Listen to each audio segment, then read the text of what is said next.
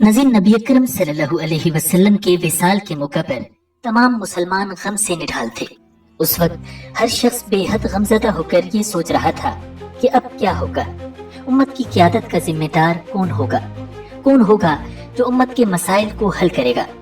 नज़ीर इसी दौरान हज़रत अबू बकर सिद्दीक़ रज़ियल्लाहु ताला अन्हो जो कि मस्जिद नबवी में मौजूद थे, उन्हें इत्तला मिली कि अंसार की एक जमात सकीफा बनी सादा में मौजूद है और उनके दरमियान खिलाफत के मौजू पर बहस हो रही है। ये खबर मिलते ही हज़रत अबू बकर सिद्दीक़ रज़ियल्लाहु ताला अन्हो, हज़रत उमर रज़ियल्लाहु ताला अन्हो और हज़रत अबू उबैदा रज़ियल्लाहु ताला अन्हो को लेकर तेजी से सकीफा बनी सादा पहुंचे। अंसार के कुछ लोगों का ख्याल था कि खिलाफत उनके सरदार हज़रत साद बिन उबादा रज़ियल्लाहु ताला अन्हो को मिलनी चाहिए, जबकि बाज़ ने राय दी कि एक अमीर अंसार का हो और एक मुहाजिरीन का। मगर हज़रत अबू बकर रज़ियल्लाहु ताला अन्हो ने ये ख्याल मुस्तरद कर दिया, क्योंकि वो जानते थे कि इस तरह करने से उम्मत का इत्तेहाद टूट कर शिकार हो जाएगा। हज़रत उमर रज़ियल्लाहु ताला अन्हो ने भी इस ख्याल को मुस्तरद करते हुए फरमाया कि एक म्यान में दो तलवारें नहीं रह सकती। इस दौरान हज़रत अबू बकर सिद्दीक़ रज़ियल्लाहु ताला अन्हो ने हज़रत साद बिन उबादा रज़ियल्लाहु ताला अन्हो को मुखातिब करते हुए कहा, ए साद, आप जानते हैं कि नबी अकरम सल्लल्लाहु अलैहि वसल्लम ने आपकी मौजूदगी में फरमाया था, क़यादत के जिम्मेदार कुरैश हैं। अच्छे लोग उनके अच्छों के पीछे चलते हैं और बुरे लोग उनके बुरों का इत्तिबा करते हैं। हज़रत साद बिन उबादा रज़ियल्लाहु ताला अन्हो को वो हदीस याद आ गई और वो फौरन बोले, आपने ठीक कहा, हम वजीर और आप अमीर। तब अंसार में से हज़रत बशीर बिन साद रज़ियल्लाहु ताला अन्हो खड़े हुए और अपनी कौम को मुखातिब करके वलवला अंगेज लहजे में गोया हुए, ए अंसार, बिलाशुबा हम मुशरिकीन से जिहाद में पेश रहे, मगर इससे हमारा मकसद सिर्फ अल्लाह ताला की रज़ा पाना और उसके रसूल सल्लल्लाहु अलैहि वसल्लम की इताअत करना रहा है। हमें ज़ेब नहीं देता कि अपनी दीनी खिदमत के बदले किसी मनसब के हुसूल की कोशिश करें या दुनिया के तलबगार बने।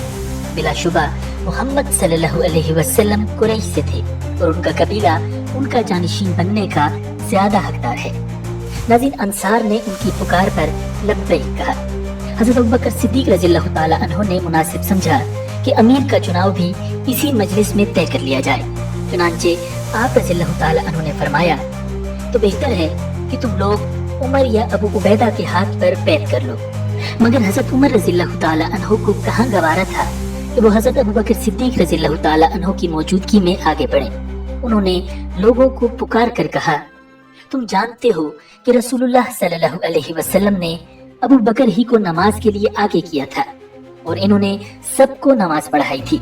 सबने कहा, हाँ बिल्कुल। हज़रत उमर रज़ियल्लाहु ताला अन्हो ने कहा, तो तुम में से कौन है जो अबू बकर से आगे बढ़ना चाहता है?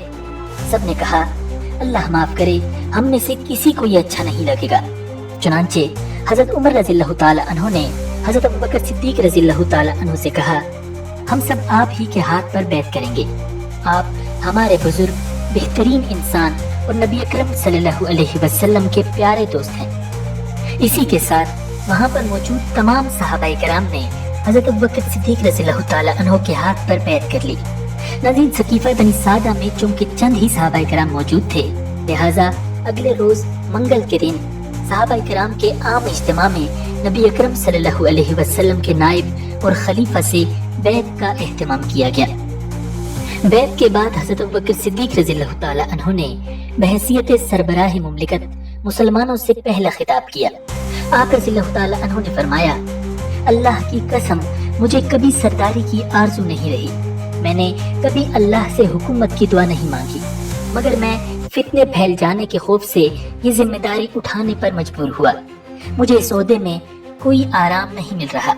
मुझे तो ऐसी जिम्मेदारी का तोप पहना दिया गया है कि अल्लाह की तौफीक के बगैर मुझ में इसकी सकत नहीं है।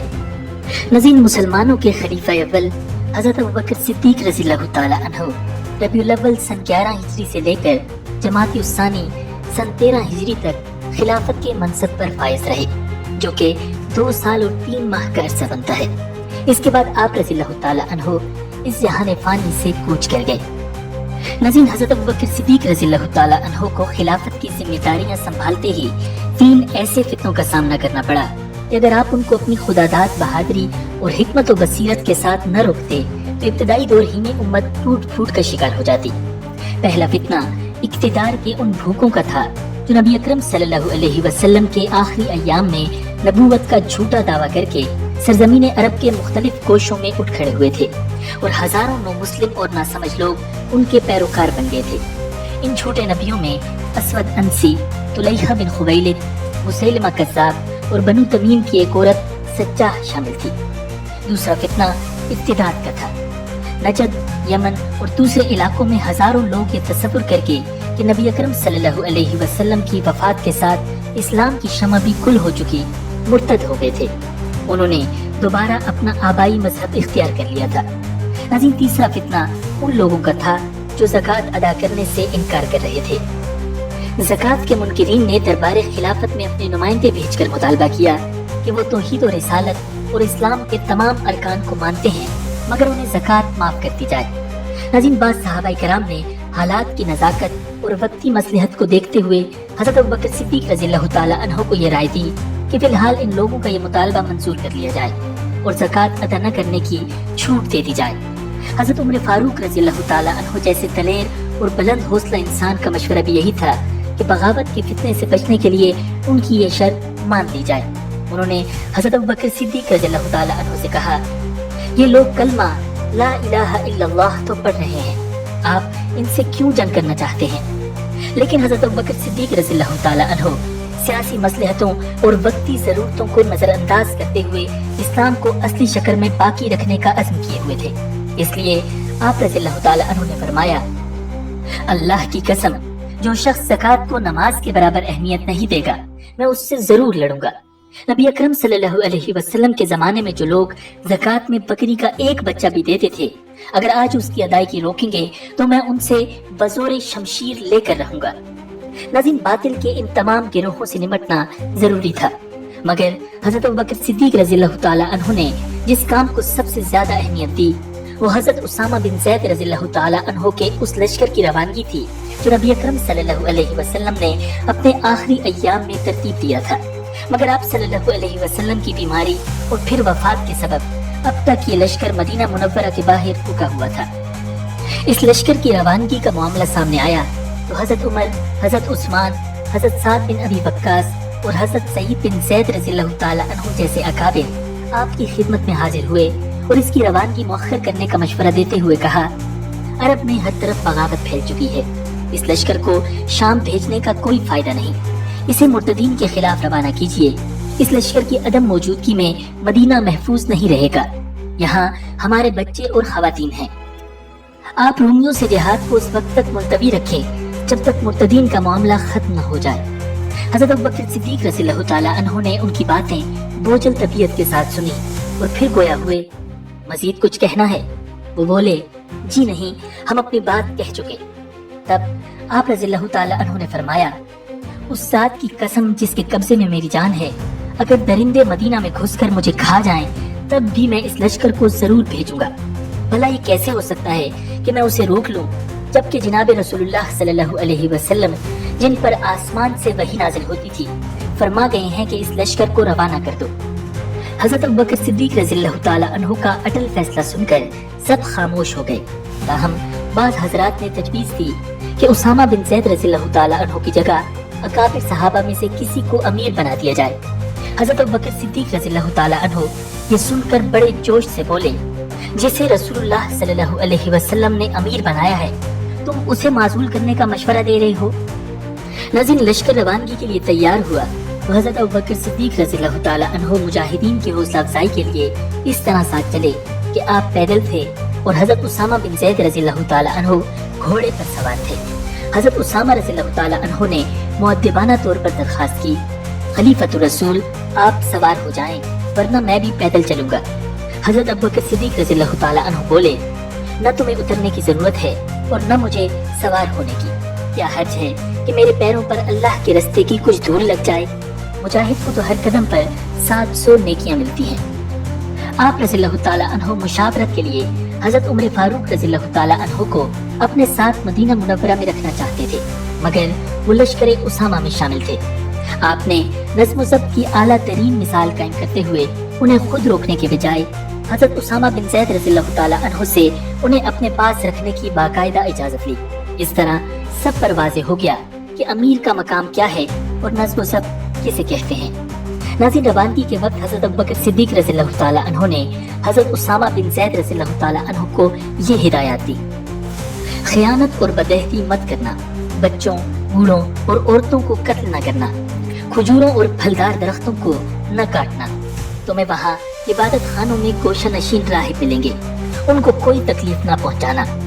ناظرین، لشکر اسامہ میں 2000 پیادے اور 1000 گھڑ سوار تھے۔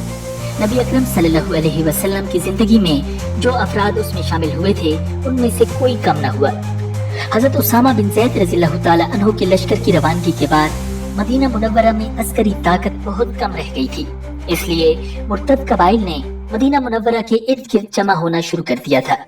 مدینہ کے شمال سے ابس اور زبیان، شمال مشرق سے بنو فزارہ اور جنوب مشرق سے بنو غطفان کے مرتدین امنڈ پڑے تھے۔ شہر کو خطرے میں دیکھ کر حضرت ابوبکر صدیق رضی اللہ تعالیٰ عنہ نے بڑی تیزی سے حفاظتی انتظامات کیے، تمام شاہراہوں اور رستوں کی ناکہ بندی کرائی اور اہل مدینہ کو ہر وقت تیار اور چوکس رہنے کی تاکید کی۔ ادھر حضرت اسامہ رضی اللہ تعالیٰ عنہ کا لشکر شام کی سرحدوں کی جانب نکلا تو رستے میں کئی ایسے قبائل کے پاس سے اس کا گزر ہوا جو ارتداد اور بغاوت کے لیے پر تول رہے تھے، مگر جب انہوں نے اسلامی لشکر کو اس آن بان اور بے خوفی سے گزرتے دیکھا تو مروب ہو گئے اور بغاوت کا ارادہ ملتوی کر دیا۔ حضرت اسامہ رضی اللہ تعالیٰ عنہ کے لشکر نے شام کی سرحد عبور کر کے بلقا اور داروم کے علاقوں میں رومیوں سے ٹکر لی اور انہیں شکست دے دی۔ لشکر اسامہ کی کامیابی کی خبریں سن کر وہ باغی قبائل جو مدینہ کے شمال اور مشرق میں صرف چند میل دور پڑاؤ ڈالے ہوئے تھے سہم گئے۔ وہ کہہ رہے تھے اگر مدینہ والوں میں غیر معمولی طاقت نہ ہوتی تو اس حالت میں وہ یہ لشکر روانہ نہیں کر سکتے تھے، چنانچہ انہیں مدینہ پر حملے کی جرأت نہ ہوئی۔ حضرت ابوبکر صدیق رضی اللہ تعالیٰ عنہ نے بھی لشکر اسامہ کی واپسی تک احتیاط سے کام لیا اور مدینہ کے دفاع پر توجہ دیتے ہوئے باغیوں کے خلاف کوئی کارروائی نہ کی۔ 40 دن بعد جو ہی حضرت اسامہ رضی اللہ تعالیٰ عنہ فتح کا پرچم لہراتے ہوئے واپس آئے تو حضرت ابوبکر صدیق رضی اللہ تعالیٰ عنہ نے انہیں مدینہ منورہ میں اپنا نائب بنایا اور خود لشکر لے کر باغیوں کی سرکوبی کے لیے چل پڑے۔ صحابہ کرام نے اصرار بھی کیا کہ آپ کا دارالخلافہ میں رہنا ضروری ہے، مگر آپ رضی اللہ تعالیٰ عنہ نہ رکے۔ لشکر لے کر بذات خود سپہ سالار کی ذمہ داریاں انجام دیتے ہوئے آپ نے مدینہ کے گرد و نواح میں پیش قدمی کی۔ ناظرین، یہ جمادی الاخرہ کے ایام تھے۔ ابس، زبیان، بنو مرہ اور بنو کنانہ کے فسادی مدینہ کے اطراف میں منڈلا رہے تھے۔ حضرت ابوبکر صدیق رضی اللہ تعالیٰ عنہ نے اچانک یلغار کی اور ایک دن صبح کا اجالا نمودار ہونے سے قبل انہیں چا لیا۔ فسادی انہیں یکایک سامنے پا کر دہشت زدہ ہو گئے۔ مسلمان ان پر پل پڑے۔ سورج نکلتے نکلتے حریف لاشوں کے ڈھیر چھوڑ کر فرار ہو چکا تھا۔ یہ فتنہ انگیزوں کے خلاف پہلی فتح تھی۔ اس کے بعد آپ رضی اللہ تعالیٰ عنہ نے مدینہ منورہ سے 12 میل دور ذی القصہ کے مقام پر کیمپ لگا کر فوج کو 11 حصوں میں تقسیم کر دیا۔ ہر حصے پر تجربہ کار صحابہ کرام کو امیر مقرر کیا اور ایک مربوط نقشہ جنگ مرتب کر کے ان 11 لشکروں کو پورے جزیرۃ العرب میں پھیلا دیا۔ آپ کا سب سے بڑا ہدف اب جھوٹے نبیوں کو سبق سکھانا تھا۔ ناظرین، آپ اس سے قبل تمام مرتد سرداروں، نبوت کے جھوٹے دعوے داروں اور ان کے پیروکاروں کی طرف اپنے قاصد بھیج کر انہیں دوبارہ اسلام کی دعوت دے چکے تھے۔ آپ کے نائبین سر توڑ کوششیں کر چکے تھے کہ یہ گمراہ لوگ دوبارہ ہدایت پر آ جائیں، مگر بہت کم لوگوں پر اس دعوت کا اثر ہوا۔ چنانچہ حضرت ابوبکر صدیق رضی اللہ تعالیٰ عنہ بھی پوری قوت، ہمت اور ایمانی جوش کے ساتھ ان کے مقابلے پر آ گئے۔ ناظرین، بنو اسد کے سردار طلیحہ نے نبوت کا دعویٰ کر کے اپنے ارد گرد ایک بھاری جمعیت اکٹھی کر لی تھی۔ اس کا دعویٰ تھا کہ جبریل علیہ السلام اس کے پاس بھی آیات لاتے ہیں۔ اس کی من گھڑت آیات کچھ اس قسم کی تھی: قسم ہے شہری کبوتر اور جنگلی کبوتر کی اور روزہ دار لٹورے کی، ان سب نے تم سے کئی سال پہلے روزے رکھے، ہماری حکومت شام تک پھیل کر رہے گی۔ ناظرین، لوگوں کو گمراہ کرنے کے لیے وہ طرح طرح کی شوبدہ بازیاں دکھاتا تھا۔ ایک بار اس نے ریگستان میں پانی کے بڑے بڑے مٹکے چھپا دیے۔ جب اس کے ساتھیوں کو پانی کی تنگی محسوس ہوئی تو وہ بولا، گھوڑوں پر سوار ہو کر اس سمت چند میل طے کرو، پانی کے مٹکے ملیں گے۔ لوگوں کو اس جگہ پانی ملا تو اسے طلیحہ کا معجزہ سمجھے इस शोबदाबाजी के जरिए उसने बनु असद, बनु गतफान और बनु तै को भी अपने साथ मिला लिया था। गर्ज ये एक मुहलिक फितना था जिसने मदीना मुनव्वरा के मशरिक को गर्द आलूद कर दिया था। नज़ीम तुलैहा की सरकोबी के लिए हजरत अबू बकर सिद्दीक रज़ियल्लाहु ताला अन्हु ने इस्लाम के बेहतरीन सिपा सालार हजरत खालिद बिन वलीद रज़ियल्लाहु ताला अन्हु को मुंतखब किया। उस वक्त तुलैहा अपनी फौज के साथ मुज़ाहा के मकाम पर मौजूद था। हजरत अबू बकर सिद्दीक रज़ियल्लाहु ताला अन्हु ने हजरत खालिद बिन वलीद रज़ियल्लाहु ताला अन्हु को रवाना करते हुए हिदायत की, पहले कबीला बनु तै के पास जाना, फिर मुज़ाहा का रुख करना। इस मुहिम से फारिग होकर बिताह में बनु तमीम के मालिक बिन नुबैरा की खबर लेना और मेरा दूसरा हुक्म आने तक वहीं ठहरना। नज़ीम इन हिदायत में से हर एक बड़ी गहरी हिकमतों पर मबनी थी। हजरत खालिद बिन वलीद रज़ियल्लाहु ताला अन्हु हुक्म के मुताबिक मुतासिरा इलाकों में पहुंचे और सबसे पहले बनु तै से राब्ता किया। ये लोग तुलैहा की हिमायत के बावजूद अभी तक इस्लाम पर कायम थे। बनी तै के सरदार अदी बिन हातिम रज़ियल्लाहु ताला अन्हु से मुलाकात हुई तो उन्होंने मशवरा दिया कि 3 दिन तक सब्र करें। इस दौरान वो अपने कबीले को समझाने की कोशिश करेंगे। हजरत खालिद रज़ियल्लाहु ताला अन्हु मान गए। हजरत अदी बिन हातिम रज़ियल्लाहु ताला अन्हु की कोशिशें कामयाब हुई और बनु अदी के लोग तुलैहा का साथ छोड़ के हजरत खालिद रज़ियल्लाहु ताला अन्हु की फौज में शामिल हो गए। नाज़रीन, ये हजरत अबू बकर सिद्दीक रज़ियल्लाहु ताला अन्हु की हिकमत अमली पर अमल करने का नतीजा था कि लड़ाई से पहले ही दुश्मन की सफों में दरारें पड़ गईं और मुसलमान लश्कर की तादाद में इजाफा हो गया। अब हजरत खालिद रज़ियल्लाहु ताला अन्हु ने तुलैहा के खिलाफ कार्रवाई शुरू की। मुज़ाहा के मकाम पर दोनों फौजों का आमना सामना हुआ। ये जगह मदीना मुनव्वरा से कोई 400 किलोमीटर शुमाल मशरिक में मौजूद है। तुलैहा खुद एक चादर ओढ़कर मुराकबे की हालत में इस तरह बैठ गया जैसे उस पर वही नाजिल होने वाली हो। उसकी फौज का सिपाह सालार उयैना बिन हिस्न, जिसके पास बनु फजारा के 700 जंगजू थे, मुसलमानों पर हमला आवर हुआ। घमसान की लड़ाई शुरू हो गई। जल्द ही उयैना ने महसूस किया कि हजरत खालिद बिन वलीद रज़ियल्लाहु ताला अन्हु को शिकस्त देना मुश्किल है। उसने तुलैहा के पास आकर पूछा, क्या जिब्राइल कोई पैगाम लाए हैं? तुलैहा का जवाब था, अभी नहीं। लड़ाई ने तूल खींचा और उयैना को कामयाबी दूर महसूस होने लगी। तो फिर तुलैहा के पास घबराया हुआ आया और चिल्लाया, तेरा बाप मरे, जिब्रील कुछ हुक्म लाए कि नहीं? तुलैहा बोला, अभी तक तो नहीं लाए। उयैना फिर जाकर फौज को लड़ाने में मसरूफ हो गया, मगर जब साथियों के कदम डगमगाते देखे तो फिर दौड़ा हुआ आया और बोला, जिब्रील आए कि नहीं? तुलैहा बोला, हाँ आए थे। उयैना ने खुश होकर पूछा, क्या हुक्म लाए? तुलैहा ने मन घड़त आयत पढ़ दी, जैसे कि तेरे नसीब में है एक चक्की जैसे उसकी चक्की, तेरी हालत होगी ऐसी तू भूलेगा न कभी। नाज़रीन, ये ऊट पटांग जुमले सुनकर उयैना समझ गया कि तुलैहा ने नबूवत का ढोंग रचाया हुआ है। उसने लश्कर में जाकर आवाज लगाई, लोगों जान बचाकर भागो, ये शख्स तो झूठा और मक्कार है। उयैना और उसके कबीले के भागते ही मुर्तदीन के कदम उखड़ गए। उयैना तो पकड़ा गया, मगर तुलैहा ने ऐसे मौके के लिए पहले से एक निहायत तेज रफ्तार घोड़े का इंतजाम कर रखा था। वो अपनी बीवी को लेकर उस पर सवार हुआ और ये कहते कहते फरार हो गया, लोगों जो अपनी बीवी को लेकर भाग सकता है भाग जाए। वो जान बचाकर शाम पहुंच गया, फिर मुद्दतों इधर उधर मारा मारा फिरता रहा। आखिर दोबारा मुसलमान हो गया और हजरत अबू बकर सिद्दीक रज़ियल्लाहु ताला अन्हु के दरबार में माफी की दरखास्त भेज दी। हजरत अबू बकर सिद्दीक रज़ियल्लाहु ताला अन्हु ने इर्तिदाद से तौबा ताइब होने वालों के लिए नरम रवैया अपनाया था। चुनांचे उसकी माजरत कबूल कर ली गई। बाद में तुलैहा ने इराक के जिहाद में इस्लाम के बेहतरीन सिपाही का किरदार अदा किया। नज़ीर उयैना ने भी इस्लाम कबूल कर लिया और उसे भी रिहा कर दिया गया। नज़ीर तुलैहा के लश्कर से निमटने के बाद हजरत खालिद बिन वलीद रज़ियल्लाहु ताला अन्हु हजरत अबू बकर सिद्दीक रज़ियल्लाहु ताला अन्हु की हिदायत के मुताबिक उसी इलाके में ठहरे रहे। इन दिनों बनु गतफान, हवाजिन और बनु सलीम के मुर्तदीन एक औरत सलमा बिन्त मालिक, जो कि उम्मे जिमल के नाम से मशहूर थी, उसकी क़ियादत में जमा हो चुके थे। एक जिहाद में ये कैद होकर हजरत आयशा सिद्दीका रज़ियल्लाहु ताला अन्हा की बांदी बनी थी। उन्होंने एहसान करते हुए उसे रिहा कर दिया था।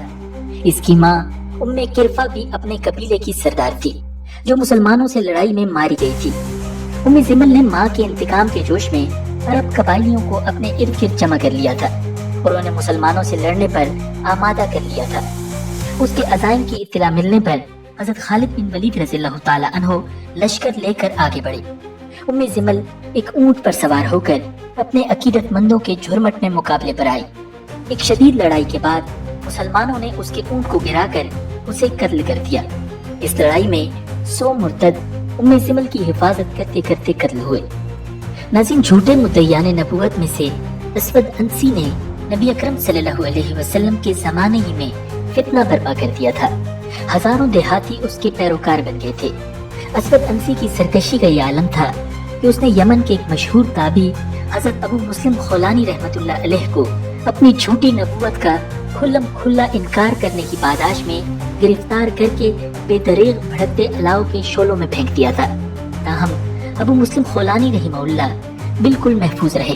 اللہ تعالیٰ نے ان کا بال بھی بیکا نہ ہونے دیا۔ یہ حیرت انگیز منظر دیکھ کر اسود انسی کے چیلوں نے کہا، اسے یہاں سے چلتا کریں ورنہ لوگ آپ سے متنفر ہو جائیں گے۔ اسود نے انہیں یمن سے چلے جانے کا حکم دیا۔ وہ خود ان بدبختوں سے دور رہنا چاہتے تھے، چنانچہ انہوں نے یمن چھوڑ دیا۔ ناظرین، یہ واقعہ نبی اکرم صلی اللہ علیہ وسلم کے مرض الوفات کا ہے۔ آپ صلی اللہ علیہ وسلم نے اسود کی فتنہ انگیزی کا حال سن کر مقامی رئیسوں کو خط بھیجا کہ وہ اسود کے فتنے کو ختم کریں۔ چنانچہ یمن کے ایک صحابی فیروز دیلمی رضی اللہ تعالی عنہ نے خفیہ طور پر ایک شب اسود انسی کی رہائش گاہ میں گھس کر اسے قتل کر دیا۔ اس طرح عارضی طور پر یہ فتنہ دب گیا تھا، مگر حضرت ابوبکر صدیق رضی اللہ تعالی عنہ کے دور میں اس کے پیروکاروں نے یمن میں پھر سے فتنہ برپا کر دیا تھا۔ آخر حضرت ابوبکر صدیق رضی اللہ تعالی عنہ نے حضرت مہاجر بن امیہ رضی اللہ تعالی عنہ کو فوج دے کر یمن بھیجا۔ انہوں نے شرپسندوں کو شکست فاش دی اور یمن میں امن و امان بحال کر دیا۔ ناظرین، جنگی یمامہ حضرت ابوبکر صدیق رضی اللہ تعالی عنہ کے دور خلافت جمادی الاخرہ سن 12 ہجری میں یمامہ کے مقام پر پیش آئی۔ یہ جنگ مسیلمہ کذاب کے خلاف کی گئی تھی کیونکہ اس ملعون نے نبوت کا جھوٹا دعویٰ کر دیا تھا۔ ناظرین، اس دور میں اور بھی چند لوگوں نے نبوت کا جھوٹا دعویٰ کیا، مگر ان سب میں مسیلمہ کذاب کی طاقت سب سے زیادہ تھی۔ مسیلمہ جزیرۃ العرب کے مشرقی علاقے نجد سے نمودار ہوا تھا۔ وہ نہایت ہی مکار اور شاطر انسان تھا۔ میٹھی میٹھی باتوں اور خوبصورت وعدوں سے لوگوں کا دل جیتنا اس کے بائیں ہاتھ کا کام تھا۔ وہ اپنے ہاں مسلمانوں کی طرح اذان اور نماز کا اہتمام بھی کراتا تھا۔ بنو حنیفہ کا سارا قبیلہ اس کے گرد جمع ہو گیا تھا۔ یمامہ کے علاقے کو اپنا مرکز بنا کر اس نے اسے مکہ مکرمہ کی طرح حرم قرار دے دیا تھا۔ ناظرین، وہ ملعون قرآن مجید کے اسلوب سے ملتی جلتی آیات بنانے کی بھی ناکام کوشش کرتا رہتا تھا۔ اس کی من گھڑت آیات کچھ اس قسم کی تھیں: قسم ہے بکریوں اور ان کے رنگوں کی، ان میں سے کالی بکریاں اور ان کا دودھ سب سے عجیب ترین چیز ہے۔ بکریاں کالی اور دودھ سفید، یہ بڑی عجیب بات ہے۔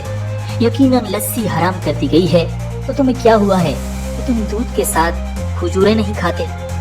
ناظرین، مسلمہ کے پیروکار اس قسم کی عجیب و غریب آیتوں کو بڑے شوق سے سنتے تھے۔ ان میں سے زیادہ تر لوگ جانتے تھے کہ یہ جھوٹا نبی ہے، مگر نسلی تعصب نے انہیں گمراہ کر دیا تھا۔ یہ لوگ عرب کے مشہور قبیلے ربیہ کی شاخ تھے، جو زمانہ دراز سے قبیلہ مضر کے مخالف تھے، جبکہ قریش، جن سے نبی اکرم صلی اللہ علیہ وسلم کا نسبی تعلق تھا، قبیلہ مضر ہی کی شاخ تھے۔ ربیہ والوں کو حسد تھا کہ نبی آخر الزماں قبیلہ مضر میں کیوں پیدا ہوا۔ اب جبکہ ان کے ایک فرد نے نبوت کا دعویٰ کر دیا تھا تو انہیں بدلہ لینے کا گویا بہانہ ہاتھ آ گیا تھا۔ ناظرین، ان کا نسلی تعصب اس قدر بڑا ہوا تھا کہ جب مسیلمہ کے ایک پیروکار سے پوچھا گیا کہ کیا وہ واقعی یہ عقیدہ رکھتا ہے کہ مسیلمہ نبی ہے، تو اس نے جواب دیا، میں جانتا ہوں کہ محمد صلی اللہ علیہ وسلم سچے نبی ہیں اور مسیلمہ جھوٹا، مگر مجھے مدینہ کے سچے نبی سے یمامہ کا جھوٹا نبی زیادہ پسند ہے۔ ناظرین، مسیلمہ کی یہ طاقت اس وقت اور بڑھ گئی جب جھوٹی نبیہ سجاح اپنے لاؤ لشکر کے ساتھ یمامہ پہنچی اور مسیلمہ سے آمنے سامنے بات چیت کی۔ مسیلمہ نے اسے سبز باغ دکھایا کہ وہ دونوں مل کر عرب کو فتح کریں گے۔ سجاح نہ صرف آمادہ ہو گئی بلکہ اتحاد کو مضبوط کرنے کے لیے اس نے مسلمہ کی طرف سے رشتے کی پیشکش بھی منظور کر لی۔ شادی کے بعد جب سجاح واپس اپنے لشکر میں آئی تو اس کے عقیدت مندوں نے پوچھا، آپ کو مہر میں کیا دیا گیا؟ وہ بولی، کچھ بھی نہیں۔ وہ بگڑ کر بولے، واپس جائیے اور کچھ مہر لے کر آئیے۔ سجاح یہ مطالبہ لے کر اپنے فریبی شوہر کے پاس گئی تو اس نے بڑی بے نیازی سے کہا، اپنی قوم میں اعلان کرا دو کہ مسلمہ نے ان کے ذمے سے 2 نمازیں معاف کر دی ہیں، فجر اور عشاء۔ سجاح کے پیروکار اس انوکھے مہر سے بڑے خوش ہوئے کہ 2 نمازوں سے جان چھوٹ گئی۔ وہ دل و جان سے سجاح کے ساتھ ساتھ مسلمہ کے بھی گن گانے لگے۔ ناظرین، مسلمہ پوری طرح مدینہ منورہ کی اسلامی ریاست کو مٹانے کے لیے آمادہ تھا۔ اس کی اس اسلام دشمنی کا یہ عالم تھا کہ آتے جاتے اور آس پاس سے گزرتے ہوئے ہر مسلمان کو پکڑ لیتا اور زبردستی اپنا کلمہ پڑھوانے کی کوشش کرتا، جو نہ مانتا اسے قتل کر دیتا۔ ایک صحابی حضرت عبداللہ بن وہب رضی اللہ تعالی عنہ کا گزر اس طرف سے ہوا تو مسلمہ نے انہیں بھی گرفتار کر لیا اور اپنا کلمہ پڑھنے پر مجبور کیا۔ حضرت عبداللہ رضی اللہ تعالی عنہ نے قرآن مجید کی دی گئی رخصت سے فائدہ اٹھاتے ہوئے صرف زبانی اقرار کر لیا، چنانچہ مسلمہ نے انہیں قتل کرنے کے بجائے قید کر دیا۔ ناظرین، مشہور دلیر صحابیہ حضرت ام عمارہ رضی اللہ تعالی عنہ کے بیٹے حضرت حبیب بن زید رضی اللہ تعالی عنہ کو بھی مسلمہ نے گرفتار کر لیا تھا۔ ان کی مسلمہ سے تکرار ہوئی۔ مسلمہ انہیں کہتا، کیا تم گواہی دیتے ہو کہ محمد اللہ کے رسول ہیں؟ وہ کہتے، ہاں بالکل۔ مسلمہ پوچھتا، اور کیا تم یہ گواہی دیتے ہو کہ میں اللہ کا رسول ہوں؟ وہ انجان بن کر کہتے، مجھے کچھ سنائی نہیں دے رہا۔ مسلمہ ان کا ایک ایک عضو کٹواتا چلا گیا، مگر وہ آپ صلی اللہ علیہ وسلم کی ختم نبوت کے برملا اظہار سے باز نہ آئے اور اس طرح شدید ترین اذیتیں سہتے ہوئے شہید ہو گئے۔ ناظرین، ایسے ظالم و جابر اور شاطر دشمن کے فتنے کو مٹانے کے لیے حضرت ابوبکر صدیق رضی اللہ تعالی عنہ نے 2 لشکر بھیجے تھے۔ پہلا لشکر حضرت اکرمہ بن ابی جہل رضی اللہ تعالی عنہ کی قیادت میں گیا تھا اور دوسرا لشکر حضرت شرحبیل بن حسنہ رضی اللہ تعالی عنہ کی کمان میں۔ حضرت اکرمہ رضی اللہ تعالی عنہ کو حضرت ابوبکر صدیق رضی اللہ تعالی عنہ نے یہ ہدایت کی تھی کہ جب تک شرحبیل بن حسنہ کا لشکر نہ پہنچے تم مسلمہ کذاب کے پیروکاروں سے جنگ شروع نہ کرنا، مگر حضرت اکرمہ رضی اللہ تعالی عنہ نے اس ہدایت پر زیادہ توجہ نہ دی اور نجد پہنچتے ہی دشمن پر حملہ کر دیا۔ مسلمہ کے سپاہی بڑے جنگجو تھے، انہوں نے اسلامی لشکر کو شکست دے کر پسپا کر دیا۔ حضرت اکرمہ رضی اللہ تعالی عنہ نے اس شکست کی خبر حضرت ابوبکر صدیق رضی اللہ تعالی عنہ کو بھیجی تو انہوں نے فی الفور حضرت شرحبیل رضی اللہ تعالی عنہ کے لشکر کو، جو مسلمہ ہی سے لڑائی کے لیے جا رہا تھا، راستے میں رکوا لیا اور حکم بھیجا کہ خالد بن ولید کی فوج کے آنے کا انتظار کرو۔ دراصل حضرت ابوبکر صدیق رضی اللہ تعالی عنہ مسلمہ کذاب کی طاقت سے اچھی طرح واقف تھے، اس لیے اس پر حملے کے لیے ایک بڑی فوج کا مرتب ہونا ضروری سمجھتے تھے۔ آخر حضرت خالد بن ولید رضی اللہ تعالی عنہ طلیحہ کو شکست دے کر مدینہ منورہ آئے تو حضرت ابوبکر صدیق رضی اللہ تعالی عنہ نے تازہ ہدایات کے ساتھ انہیں مسلمہ کذاب سے مقابلے کی کمان سونپی اور ساتھ ہی ہدایت کر دی کہ رستے میں حضرت شرحبیل بن حسنہ رضی اللہ تعالی عنہ کے لشکر کو ساتھ ملاتے جائیں۔ حضرت خالد بن ولید رضی اللہ تعالی عنہ اس حکم کے مطابق حضرت شرحبیل رضی اللہ تعالی عنہ کے لشکر کو ساتھ لیتے ہوئے یمامہ پہنچے۔ ناظرین، مسلمہ کے ہاتھوں شہید کیے جانے والے حضرت حبیب بن زید رضی اللہ تعالی عنہ کی والدہ حضرت ام عمارہ رضی اللہ تعالی عنہ بھی اپنے دوسرے بیٹے حضرت عبداللہ بن زید رضی اللہ تعالی عنہ کے ساتھ اس لشکر کشی میں شریک تھی۔ لشکر کی آمد کی خبر سن کر مسلمہ کذاب بنی حنیفہ کے 40,000 مسلح افراد کے ساتھ اقربہ کے میدان میں صف بندی کر چکا تھا۔ مسلمانوں کے پہنچتے ہی شدت کی جنگ چھڑ گئی۔ بنی حنیفہ اپنے جھوٹے نبی اور قومی حمیت کی خاطر غیر معمولی جوش و جذبے سے لڑ رہے تھے۔ مسلمانوں کو اتنی سخت مزاحمت کا پہلے کسی جنگ میں تجربہ نہیں ہوا تھا۔ کئی نامور صحابہ کرام یکے بعد دیگرے شہید ہو گئے۔ مہاجرین کے علمبردار حضرت عبداللہ بن حفص رضی اللہ تعالی عنہ شہید ہوئے تو حضرت سالم رضی اللہ تعالی عنہ نے جھنڈا سنبھال لیا، جن کی قرات کی تعریف خود رسول اللہ صلی اللہ علیہ وسلم نے فرمائی تھی۔ ناظرین، حضرت عمر رضی اللہ تعالی عنہ کے بڑے بھائی حضرت زید بن خطاب رضی اللہ تعالی عنہ نے صحابہ کرام کو حوصلہ دلاتے ہوئے کہا، لوگوں، दुश्मन पर वार करो और आगे बढ़ते चले जाओ। लड़ाई की यह हालत थी कि कभी मुसलमान गालिब आने लगते और कभी कुफ्फार। एक बार मुसलमानों के कदम उखड़ गए और दुश्मन उन्हें धकेलते हुए उनकी खैमगाह तक आन पहुंचे। हजरत साबित बिन कैस रज़ियल्लाहु ताला अन्हु ने मुसलमानों की यह हालत देखी तो पुकार कर कहा, ए अल्लाह, मैं मुसलमानों की तरफ से तुझसे माजरत करता हूँ। ये कहकर हमला किया और लड़ते लड़ते शहीद हो गए। नाज़रीन, हजरत सालिम, हजरत अबू हुज़ैफा और हजरत ज़ैद बिन खत्ताब रज़ियल्लाहु ताला अन्हु ने भी अपनी जानें कुर्बान कर दी। मैदान जंग में देर तक घमसान की लड़ाई होती रही। आखिरकार हजरत खालिद बिन वलीद रज़ियल्लाहु ताला अन्हु ने मुसलमानों को मुनज़्ज़म करके एक जोरदार हमला किया और दुश्मन की सफ़ें उलट दी। मुनकिरीन खत्म नबूवत सर पर पांव रखकर मैदान जंग से भाग निकले। मैदान जंग से कुछ दूर बुलंद व बाला दीवारों में घिरा हुआ एक बाग था जिसे हदीक़तुर रहमान कहा जाता था। मुनकिरीन खत्म नबूवत फरार होकर उस बाग में मोर्चाबंद हो गए। मुसलमान वहां तक पहुंचे तो वो दरवाजा बंद कर चुके थे। अंदर दाखिल होने की कोई सूरत न थी। हजरत अनस बिन मालिक रज़ियल्लाहु ताला अन्हु के भाई हजरत बर्रा रज़ियल्लाहु ताला अन्हु ने ये मंजर देखकर इसरार किया कि उन्हें उछालकर बाग में डाल दिया जाए ताकि वो अंदर से दरवाजा खोल दें। पहले पहल मुसलमान न माने, मगर उनके इसरार पर उन्हें अंदर फेंक दिया गया। वो लड़ते भिड़ते दरवाजा खोलने में कामयाब हो गए। तब तक उन्हें 80 से ज्यादा जख्म लग चुके थे। अब मुसलमान एक रेले की तरह अंदर घुसने लगे। नाज़रीन, दुश्मनों ने उन्हें रोकने की जान तोड़ कोशिश की। इसी कशमकश में हजरत अबू दुजाना रज़ियल्लाहु ताला अन्हु बाग के दरवाजे पर शहीद हो गए। हजरत उम्मे अम्मारा और उनके साहिबजादे हजरत अब्दुल्ला बिन ज़ैद रज़ियल्लाहु ताला अन्हुमा मुसैलमा कज़्ज़ाब की तलाश में दुश्मनों को चीरते हुए बाग में दाखिल होने लगे। इस दौरान एक शख्स ने हजरत उम्मे अम्मारा रज़ियल्लाहु ताला अन्हु का हाथ काट डाला, जो पहले ही तलवार और नेज़ों के 9 जख्म खा चुकी थी। मगर इसके बावजूद ये बुलंद हिम्मत खातून आगे बढ़ती चली गई। नाज़रीन, बनु हनीफा का सालार मुहकम मुर्तदीन को हौसला दिला रहा था। हजरत अब्दुर्रहमान बिन अबी बकर रज़ियल्लाहु ताला अन्हु ने ताक कर ऐसा तीर मारा कि हलक से पार हो गया।